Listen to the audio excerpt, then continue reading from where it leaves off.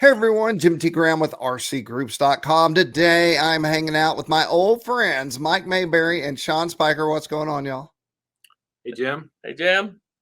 So, as you probably know, Shawn and Mike work with Hitec. Hitec celebrating their 50th anniversary. So, there's a lot of things happening over at Hitec. And we're here today to talk about Joe Nall 2023 and the Hitec experience. Are you ready? We're ready. It was an experience. Yeah. Before we get there, though, Mike, I want to ask you a question I've always been wondering. You're from California, right? Yes, sir. And you got that cool California haircut.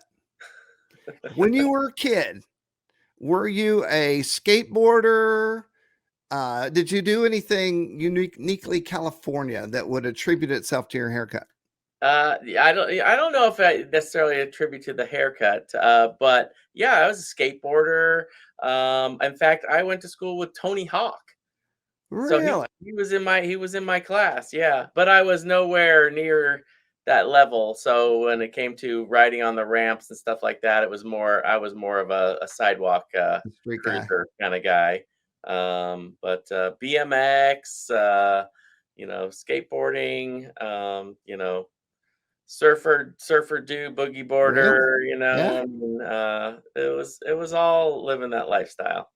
And what about you, Shawn? Did you do any uber cool things that you can't do now because you're not a kid?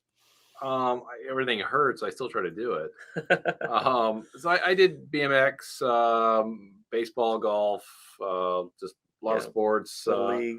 I did do some skateboarding, a lot of skiing, a lot of snowboarding. More snowboarding as an adult than as a kid, but Came around later. yeah. So yeah, it was a little early on the. Yeah, the snow. I was a skier. The snowboarding thing, I couldn't take the to catch an edge and slam your face. Right. Right. I did that a few times. I was like, yeah, I'm done with that. So we are now fast forwarding into Hitec. I've said it before. I'm going to say it every time. Mike Mayberry's the first person in the industry to ever help me in the hobby. And that's how far back we go. I was young and I don't even think I had any kids back then. That's how long ago it was. And Hitec has been around now 50 years. Mike, you've been with Hitec for 27 years. Is that right? Yes, 27 years. Shawn's what, 17? 18. 18? Yep. Okay. And So I've been with RC Groups for, I believe we're coming on 18 years. So we're all about the same RC veterans. yeah, for sure. I mean, as yeah, obviously I've done it all my life, grew up doing it, and so lucky to have been able to, you know, be with a company like this and get to put on the events like we do. You mentioned obviously Joe Nall. We'll talk about that. It was the first time we'd been back to the 3D line with a big tent, and that's a whole thing in itself where the whole vibe of the event can kind of you know be around your tent. Right. Turn the All lights day on. long. It's like moths to a flame. Everybody's hanging out. I did get to experience a few days before Shawn got there, but then when Shawn was there, and Brandon Chitty and Rick Chitty and we had such a tremendous time. Always something going on. It was so much fun. Such a great event. We saw you for you seem to make a little brief appearance. I don't know what happened there. Well, let's before we get there, because I'm gonna hit the pictures in just a second. But let's talk about Joe Nall. We've been around before there was a 3D line. So there was Yep. only a main line. It made it very simple. You Mhm. knew where everybody was flying, you knew where everybody was. And then, of course, the lake. And then the 3D line hit. So now you have to go at the bottom of the hill or the top of the hill. And the 3D line vibe is 100% not the same as the main line vibe. No, Would you no, agree? not at all. Not at all. It's more kind of subdued during the day. People are just kind of flying, having a good time. There's not a ton stuff going on, but that's where the main line is the most popular. You got a lot of people. You got vendor row. You got, everybody's kind of up top. There's food vendors. The electric line's another whole, event in itself as well. You pass through that to get to the 3D line, right? But it's really, the 3D line comes to life in the afternoon and the evening, Right. at night. There were nights that we didn't close up the tent till after 1 o'clock in the morning, which is how it should be. It should always be that there's something going on. But that evening flying, that dusk, Right. where the guys The get out magic there, hour. Yeah. start, putting the smoke on and playing in the pond. We have some good videos of that. CJ, Carilla, and JJ, Hedrick were down there doing some awesome flying, and we got Well, some. let's jump into it. So while you're talking about it, we can look at it. Yeah, yeah. So Well, this first, was, of course, the T-shirt giveaway, yeah, which so we'll start here. I want to say big thanks to Hitec for stepping up and getting behind the shirts this year. I really don't know how many years we've been giving shirts away there. Over 10 easy, and maybe as yeah, for many as sure. 15. And so the goal here is that every shirt is different, and it looks like or you feel like it's a concert shirt for Joe Nall. So you're able to bring as many shirts as you have to wear each day. And this year was different because you had a tent, like you said, right on the line, which allowed us to line up all the shirts on your tables, and everybody line up and do the deal. It was awesome. Yeah, I went down the row as people were lined up, and man, I mean, that's something that everybody looks forward to.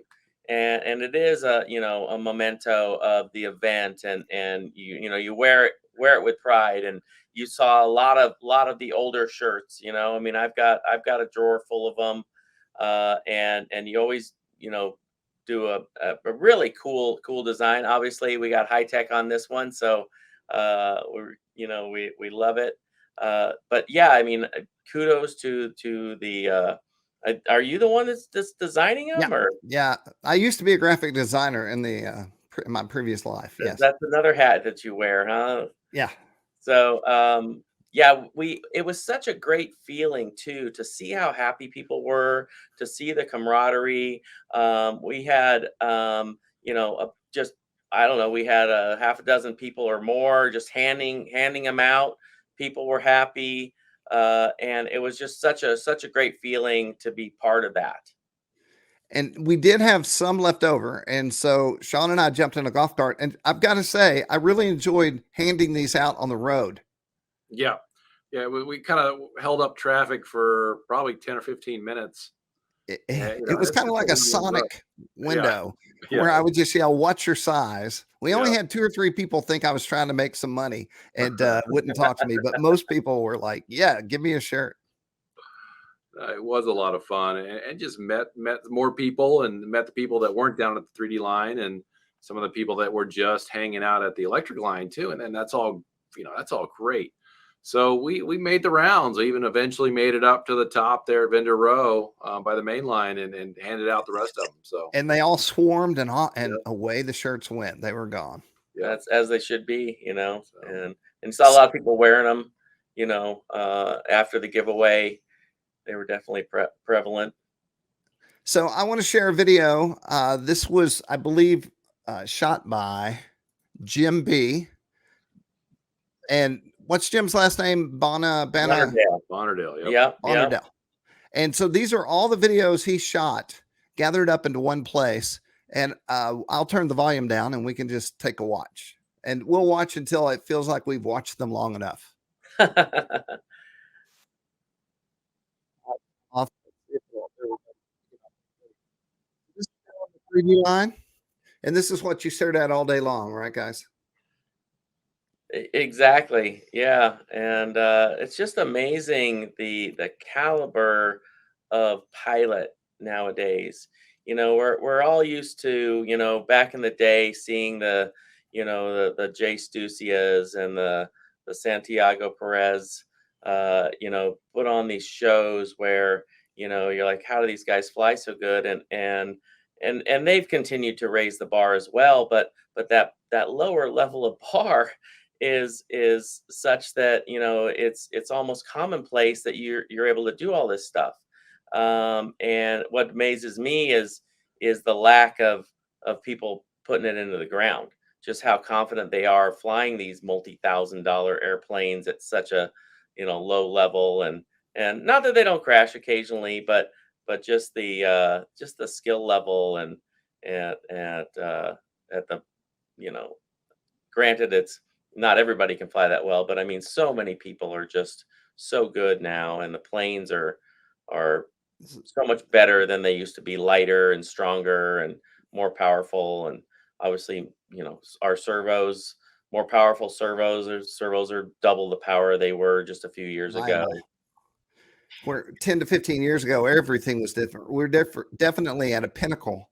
And I don't want to lay it all at the feet of Real Flight, but I know Jay Stucia flies Real Flight every day. And I know the ability to fly flight sim on a regular basis gets those fingers and the muscle memory going. So you're able to do this in real life. Yeah, exactly, and not risk your plane, and you know, you also got to give credit kind of to the foamies, the little foamies that you know, like the multiplex foamies, and Jace has his own line of foamies now, and you know, Right. you're able JTA. to fly those, and if you do hit the ground, it's you know, not much of a repair, so that gives you the confidence to be able to do this stuff, you know, down low. Here's the Hitec tent looking very inviting. And this is the evening on the 3D line. Absolutely. We had a really kind of unique. I think it was on Monday or Tuesday. There was a thunderstorms in the area, and we got some videos with the clouds and the lightning cracking in the background. Oh, wow. That just doesn't happen. It just, you know, rarely something like that happens, and you have to really appreciate it. You know, for those moments in, you know, events like that you just don't see all the time. I will take this moment to say if you're watching this and you're appreciating this, Triple Tree is not owned by one person. It's owned by all RC pilots. So there'll be a link in the description of this video that will allow you to visit Triple Tree and donate. And I always say you're not donating exactly for yourself or your other RC pilots. You're donating for the youth and their ability to go to this event when we're too old to throw airplanes around. So you're really investing in the future of the hobby when you're donating to Triple Tree. That's my Triple Absolutely. Tree bitch. Yeah. You know, and I have to give a shout out. You say it's not owned by one person. It used to be owned by one person. And Pat it is a tremendous asset to the hobby and how it's grown and what he's brought with, you know, with the Triple Tree facility, and made it to where in future generations it will always be there for them. He came by our booth. He said, "Congratulations, you guys! 50 years. It's quite an accomplishment. Loved it. Love having you here." And I saw him out on a tractor. I saw him on a lawnmower. I saw him. He is still, you know, does everything himself as well. You know, he's got a lot of people around him, but he's not just delegating. He's out there doing it. So kudos Right. to him. What a great individual that brings, you know, this hobby to a new level, and for the youth as well. I mean, there's a lot of stuff that goes on at Triple Tree. And the whole, you know, everyone there is a volunteer. So people driving buses and taking care of the top end where you sign in and all that stuff. These are all volunteers. So big thanks to them. And the speech I gave was given to me verbatim from Mr. Pat. So this is the message that he definitely wants to disperse out there. We'll jump back into some photos. So here we are in the booth. Who is that? I think it's Matt Stringer, isn't it? I can't quite tell, but yeah, because a lot of the, you know, there's Matt. Yeah. there's Matt on the left, and there's Kim there in the back. But you know, these are the guys we knew when they were kids, and Right. now they're all young men. I don't know what I'm looking at there. I love that picture, man. Now, I Oh, believe it's followed by like that picture. smile, Same, man. and all I see is my dad in that picture. And I'm like, gosh, I'm old. Um, yeah. So all these kids that they were, it's like all these kids actually they were stayed at my house one day or one weekend because they were down in San Diego for an event. Like, hey, Shawn, can we crash at your place? And so there's like 4 of them sleeping on the floor in my guest room, and then they go fly, and then I take them to the trampoline park with my son, and now they all got beards. They're all Yeah, They're it's men. crazy. Yeah, they're yeah. men, They've and grown up. how did this happen? I'll quit telling this, Jace, if you're listening, but I met Jace by accident when he was 8 or 9.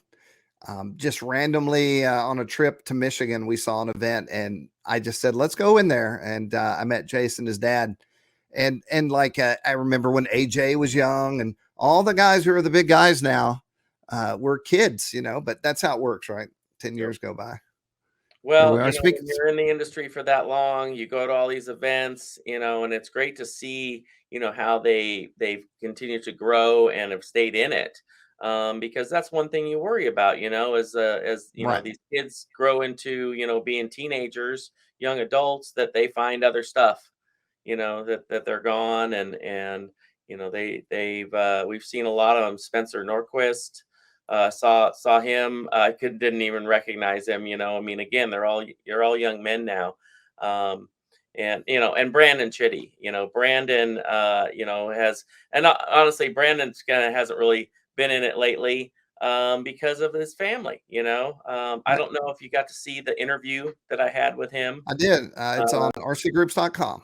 Yep, yep. So, and his dad and his brother, they used to come, regularly every year. In fact, I had Brandon and Brian, staying in the trailer, motorhome with us and stuff. And then he would always be saying, "Dad, Dad, Dad," and I said, "Rick, I'm just going to call you Dad," And so, but it's all part of our family.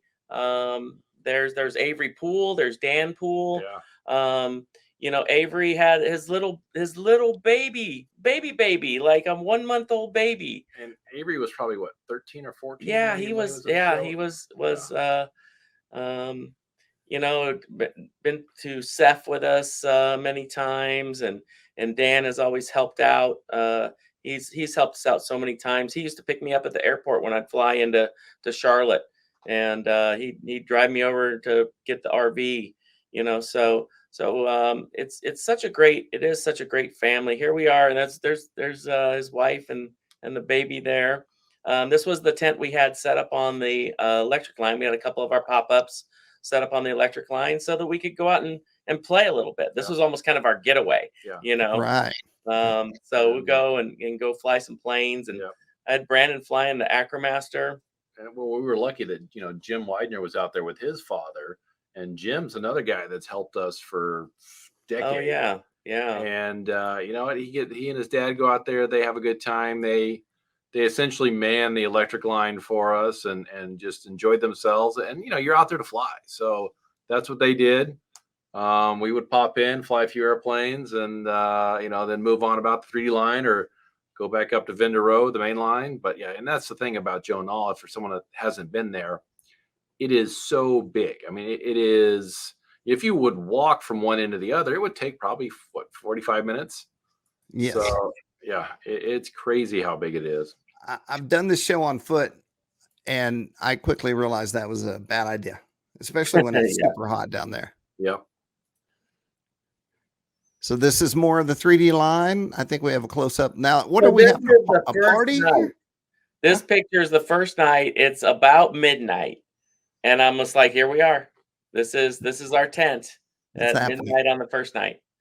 And That's what it's all about. Yeah, Mike tech, because I'm in Denver at this time at another show, and at midnight, my phone bling, or at 1 in the morning bling, and I'm like, oh, it's from Mike. And I see the big smile, so I knew things were going well, and Nice. happy to see those pictures. Planes littered about. I once counted up all the planes on the main line. Then I figured out a average cost per, and I think I came to $1 million worth of planes just Oh, sitting on the grass. Got it. easily. Now add in RVs. You know, Yes. tally up the RVs, and you probably got $20 million there. Now, That's where's the main line or the vendor row there. okay? And Oh, on the corner. if you remember right, we used to have the very first spot on vendor row, and then they kind of changed everything around and they made it a little more difficult. So we hadn't really had that spot. That was like a prime spot or something, and it was kind of luck. And that's I kind of say that's how I roll. Is that they gave us a 20 by 20 big tent on vendor row, and I said, I'm sorry, we didn't order this. And Right. if you want to give it to us, that's fine. And they said, no, we'll find somebody else for it. And I said, well, how about right here? And well, I guess so.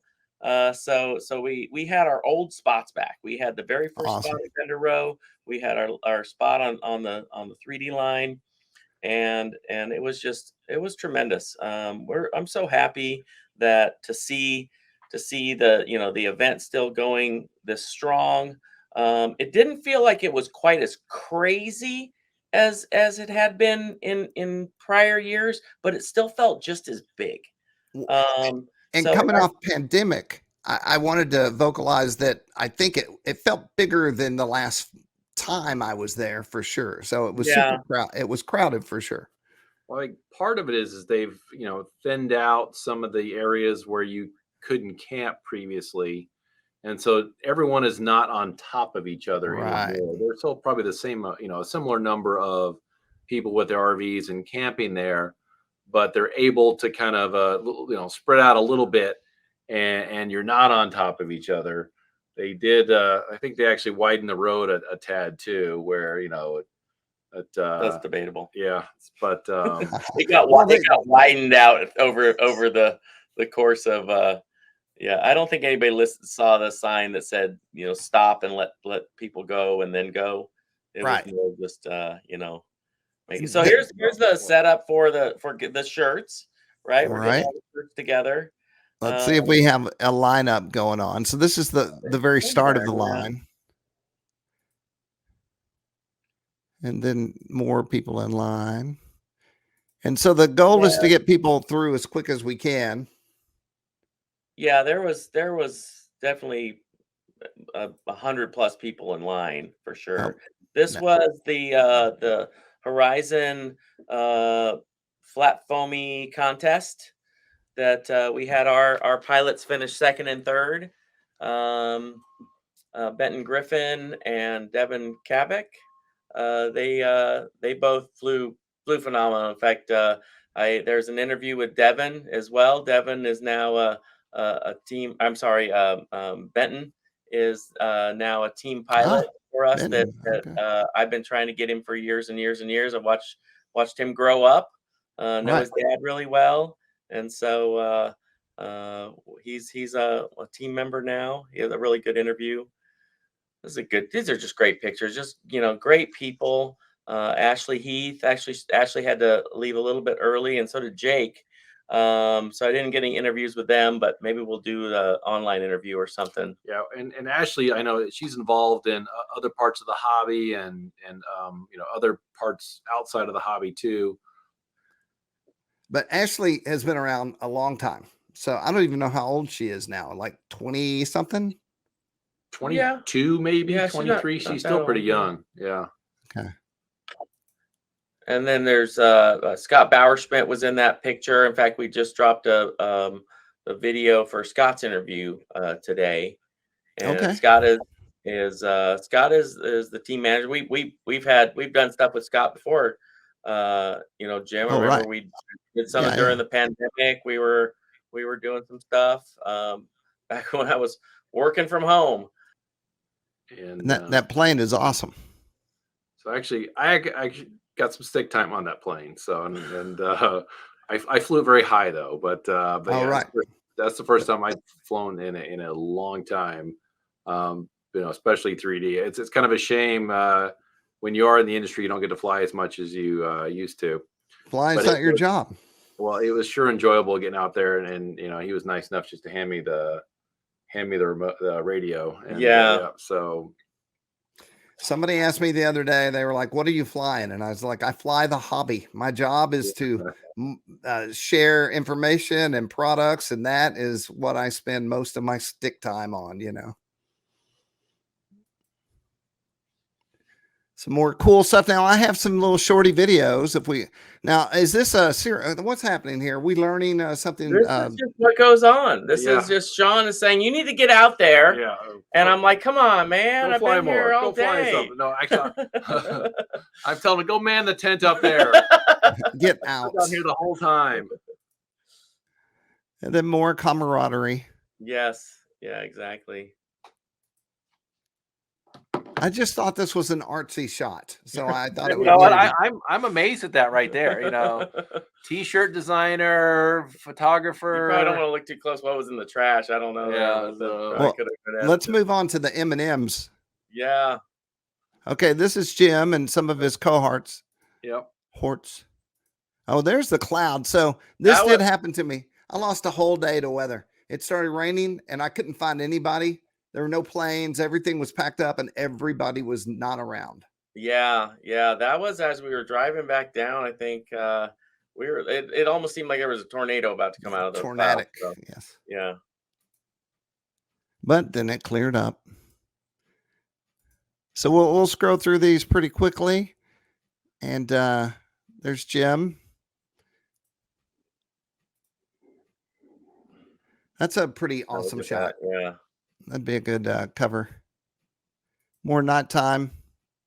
The whole booth looks awesome. Was this all new stuff? All like table covers and tents and all that? Yeah. There was some we like I said, for the 50-year anniversary, we did it big. We got new tents made up, new backdrops. The 50-year anniversary swag, the shirts and the hats and the hoodies. We were selling that stuff, and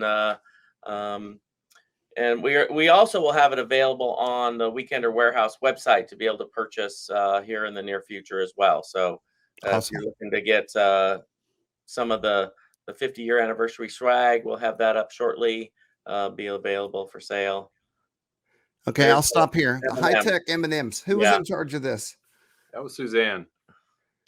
Did you actually eat them? Of course. I ate so many of them. And we took them to the other trade show the previous week, and we were working through lunch. So that was my lunch, was a sleeve of M&Ms. And nice. And since they were real M&Ms, they actually were excellent. And I was thankful to have them.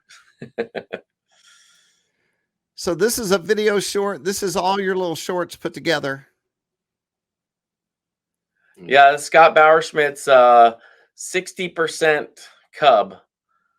That it really, I mean, it's hard to tell when it's in the air, but when you start, you stand by it and you see, how tall it is, or you put a wing panel up, I mean, the I don't know, it's 20 foot wingspan or something like that. It's got a 400 cc engine on it, so it's crazy. And in fact, he has like a quarter scale. Yeah, I mean, the thing is big just boy. massive. It flies great. Yeah. He I think he bought that plane. It was built, but he had to strip it down and kind of recover it, and it was some crazy amount of rolls of covering on there. And it just amazes me how much he puts into everything. Big news. I just noticed we broke 22,000. We've been stuck at 22,000 subscribers all year long. I looked down, we're at 23. So we finally good job. broke the 22. The new chargers there. Yep. And we always show off. We don't show off everything.